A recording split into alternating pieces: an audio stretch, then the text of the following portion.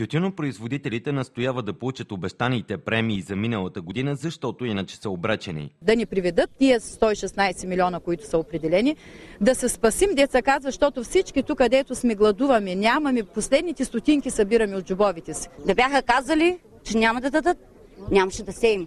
Заради забавянето на субсидиите, тютюнопроизводителите теглят кредити и трупат дългове. Аз не ги смятам, защото ако ги сметнеш, ще получа удар. Ще ни вземат къщите, ще ни вземат техниката, ще ни вземат всичко. Земеделците са категорични, че протестът им не е политически. Гладният народ не може да работи. Припада по къра и болен, гладен, изтурбозен. Гледали сме дини, гледали сме домати, всичко фърлен, пазар няма. Един от протестиращите е бившият полицай Живко Желев, който от 6 години се занимава с земеделие. Да си сложа униформата и отивам да рекетирам по пътя някой. До там ли да стигне? Полицаи заснеха с камера и фотоапарат протестиращите, а униформен техен колега записа регистрационните номера на личните им автомобили. Според МВР Хасково протестът бил без разрешение, а заснемането му е законно.